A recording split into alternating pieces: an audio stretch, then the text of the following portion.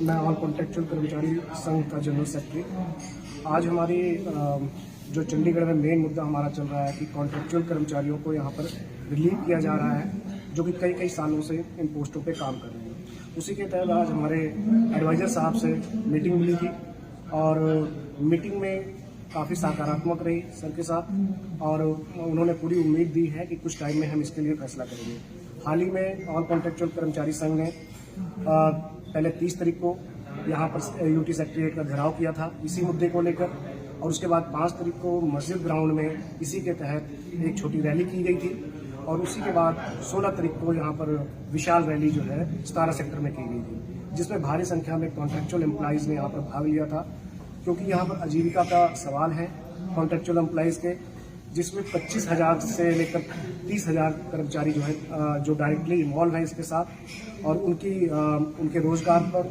उनकी फैमिली पर इसका डायरेक्टली इफेक्ट पड़ने वाला है। और फैमिली का अगर हम बात करें तो एम्प्लॉइज से 25,000 की बात कर रहे हैं, लेकिन अगर हम बात करें उनकी फैमिलीज को लेकर तो यहाँ पर कम से कम इस मुद्दे को लेकर कम से कम 50,000 लोगों पे इसका फर्क पड़ने जा रहा है, जो कि हमने आज एडवाइजर साहब को डायरेक्टली उसको रिप्रेजेंट किया कि अगर ये ऐसा होता है तो यहाँ पर 50-60 हज़ार लोग जो है डायरेक्टली इससे इन्वॉल्व होंगे, और अगर उनकी नौकरी जाती है तो उनके सर्वाइवल के लिए, उनके परिवार के सर्वाइवल के लिए बहुत मुश्किल हो जाएगा, और कितना क्योस क्रिएट हो जाएगा इसका शायद आप अंदाजा भी नहीं लगा सकते। सर ने बड़ी ऑनेस्टली सब कुछ सुना, और उन्होंने आगे यही कहा कि हम इसको देख रहे हैं, हालांकि अभी तक इस पर कोई डिसीजन नहीं लिया गया है, और हम जल्द चाहते हैं कि सर इस पर कोई जल्द से जल्द चंडीगढ़ एडमिनिस्ट्रेशन या केंद्र सरकार जो है इस पर कोई अच्छा डिसीजन ले, और यहाँ के जो कॉन्ट्रेक्चुअल कर्मचारी इतने टाइम से काम कर रहे हैं उनके लिए जल्द से जल्द कोई सिक्योर पॉलिसी बनाई जाए, उनके लिए कोई रेगुलेशन पॉलिसी बनाई जाए, किसी भी तरह से उनकी रिटायरमेंट तक उनकी जॉब को उनको सिक्योर किया जाए। साथियों, आज हमारी मीटिंग ऑल कॉन्ट्रेक्चुअल कर्मचारी संघ भारत चंडीगढ़ की मीटिंग जो है एडवाइजर साहब के साथ हुई, जो बहुत बर्निंग इशू चल रहा था लोगों को पोस्टों से निकालने के लिए और रेगुलर पोस्टों का उनको झटका देने के लिए। तो ये बहुत बड़ी बात वहाँ पे हुई है। एडवाइजर साहब से हमने उनको कन्वे किया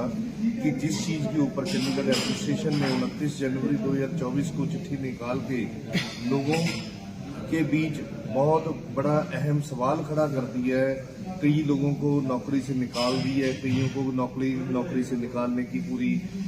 योजना चल रही है, तो उनको कईयों को सैलरी नहीं दी जा रही है। उसमें सारी बातचीत के मुद्दे के ऊपर एक बात निकल के आई कि ऑलरेडी पहले ही चंडीगढ़ एडमिनिस्ट्रेशन इस मुद्दे के ऊपर मीटिंग कर चुकी थी, और उसमें मीटिंग में डिसाइड किया गया था कि इसके ऊपर चंडीगढ़ एडमिनिस्ट्रेशन एक पॉलिसी बनाए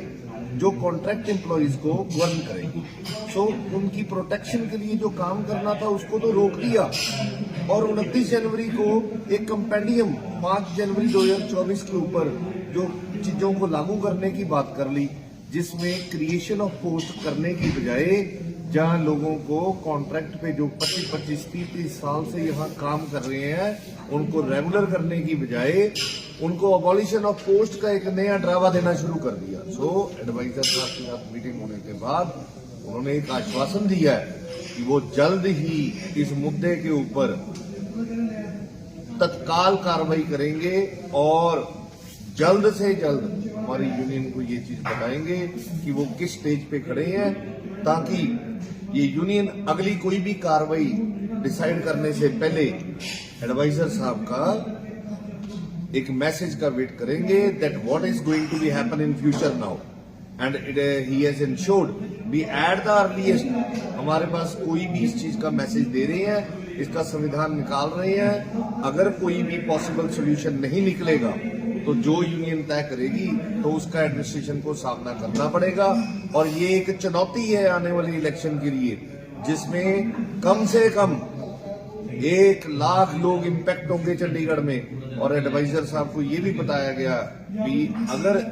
1 लाख बंदा अगर इम्पैक्ट हो रहा है, सड़क के ऊपर आ रहा है, तो इसका मतलब है चंडीगढ़ का क्राइम रेट भी बढ़ने जा रहा है। तो इस चीज को मद्देनजर रखते हुए आज एडवाइजर साहब की मीटिंग में हमने बहुत शांतिपूर्वक सारी बातचीत की। उम्मीद है कुछ अच्छा निकल के आए। धन्यवाद।